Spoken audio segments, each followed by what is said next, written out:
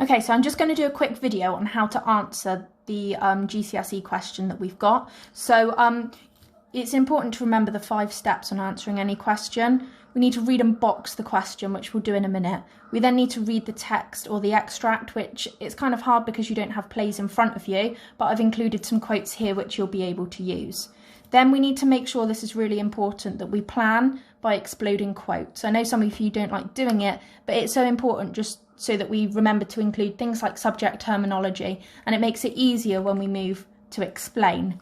We're then going to write it. I will write one for you, and if you need any help, hopefully this video will help, and I'll be online if you need any further help. And then number 5 is really important, to check your answer, to go through it, make sure that you've included all of the key facts, and we've got every single one of our point, evidence, explain and context.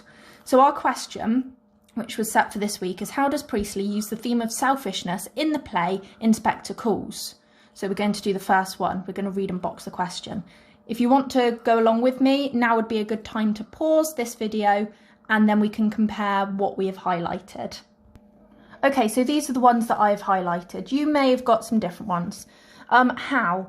We need to make sure that we look at this and we explore this word, so that we're not just saying, yes, Priestley does include selfishness. That would be too short of an answer. Our key word for this is selfishness. We can put how characters are selfish. For example, we know that Mr. Burling is selfish. All he thinks about is profits. But we could also say how the inspector isn't selfish, and how he works to try and make the Burling family unselfish, so that they are socialist, so that they work together for society. They don't just care about themselves.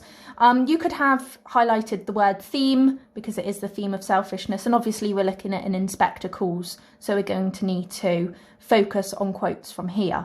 So we've done our first one. We've read and we've underlined, we've highlighted, we've boxed our keywords. The next bit would be to read the extract or the text. Unfortunately, we can't do that. So we'll move on to number 3, which is to plan to explode the quotes. The quote that I am going to pick today is this one here. A hard-headed businessman. This is how Mr. Burling describes himself. I have got some more ones here. I can take a photo of this and put it on the Teams chat for us. Hopefully you'll be able to see them. So what I would like you to do now, this would be a good chance to pause the video, but we are going to write down hard-headed businessman, and we are going to explode it. So think about your subject terminology. What connotations do certain words have? Okay, so pause the video now and we'll come back and see if we've got the same kind of answers.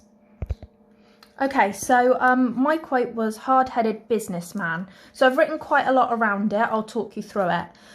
First of all, just as a quick one, I've got our subject terminology in there. I've got HH, hard-headed, which is our alliteration. It's always worth maybe dropping it in just to show, just to tick that box really when somebody comes to mark it. We've also got that it's an adjective because it's describing him. So hard-headed, he's strong-willed. He has one goal in mind, which is money. Not money really for the people that work for him, because as you know, he doesn't really like paying those people. Think about Eva Smith. She asks for a pay rise and eventually she gets fired. His money goal is for him, for his family, so that he can live comfortably. We've got practical, realistic, stubborn, and he doesn't compromise. Think again about Eva Smith asking for money. He doesn't compromise. Business, we've got that he's selfish, that he's ruthless. He is in charge of his business. And man, you wouldn't have to maybe write about this, but you could eventually link this to the context. Okay, so the background information. The men were the breadwinners. Think about Mrs. Burling. She doesn't work. She doesn't have to work. Mr. Burling brings in the money for the family. So we've done number 3 now. We've planned, we've exploded our first quote. Our next one is to write this. Now when we write it, we need to do our point. So think about the question, turn the question round into a statement. Give your evidence. Well, our evidence is here. Explain it. This is why we have to explode quotes. So it is all explained. We just need to turn it into a paragraph. And then our context, I've got some written down here. I've got when it was written. I've said a bit about Priestley, that he was a socialist. Okay, so he was compassionate and caring for others. We've got as well that he came from the working class background, so he can understand Eva Smith's situation. And then in 1912, when it was set, before World War I, we've got that there was no social security for the working class, so there was no benefits, there was no NHS, no National Health Service, and there were no trade unions to support people at work. So, you know, your employer could basically pay what they wanted, and nobody could argue with that. We've also got the, as Mr. Burling, you know, his goal is the profit over people. That's how many people were in 1912. If you were rich, you were rich, and you didn't really care much for the poor. So what I'm going to do now is I'm going to do our point 4 up here. I'm going to write our answer. If you want to pause the video and also write, and then we can compare, that would be great. So yeah, give the video a pause, and then we'll come back and we'll see what I've written. Okay, so I've had a go at writing mine. I'll kind of colour code it as we write along. So first of all, I will do my point in red. Okay, I'll read it first and then we'll go through and we can highlight it. So Priestley uses the theme of selfishness in the play and in Spectacles. I can see this in the quote, hard-headed businessman, when Mr. Burling describes himself.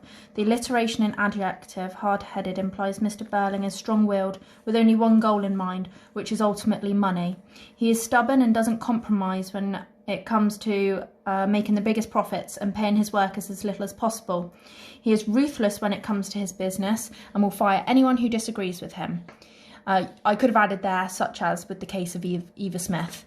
In 1912, rich people thought the poor people were lazy and mainly only thought about themselves. In addition, there was no social security or national health service to support the poorer people. Many capitalist business owners, like Mr. Burling, were selfish. Here, the theme of selfishness is shown through Mr. Burling. So just quickly about the capitalist, remember we've got the triangle. We've got the poorer people at the bottom, there were lots of them, and at the top, we've got the richer people. They didn't look after them. The socialist, like I said, Priestley is like a circle. You can remember it, all right? Everybody is the same. Everybody should be treated the same. Okay, let's go through this. So the point is basically just my first sentence. Made the point. I've just turned the question around into a statement. Okay, we'll do our evidence now, just to make sure we've done all of this. Obviously, you don't need to do this in your GCSEs, but it's a good thing just to make sure, like we do in class, to make sure that everything is, we've ticked everything off. So our evidence is in purple, hard-headed businessman. Our explain, we've got basically from implies. Implies Mr. Burling is strong-willed, only has one goal in mind, which is ultimately money. He is stubborn and doesn't compromise when it comes to making the biggest profits and paying his workers as little as possible. He is ruthless when it comes to his business and will fire anybody who disagrees with him. Okay, we've explained the quote. We've told everybody a little bit about Mr. Burling.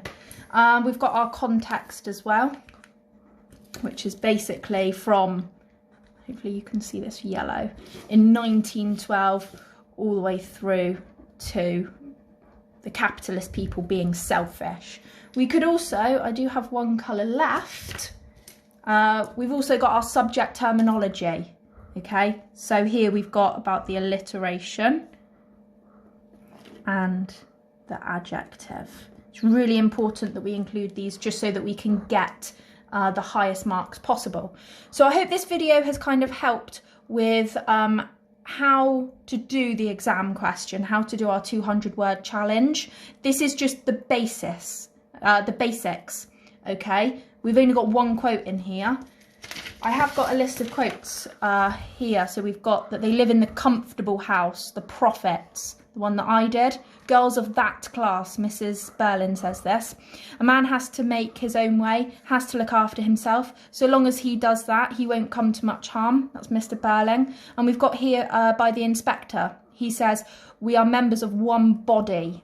We are responsible for each other. So that could be the other side of the question. He is showing people not to be selfish, but it still comes under that theme. You don't just need to write about the selfish characters. You could also write about the characters who aren't selfish and who agree that we should all help each other.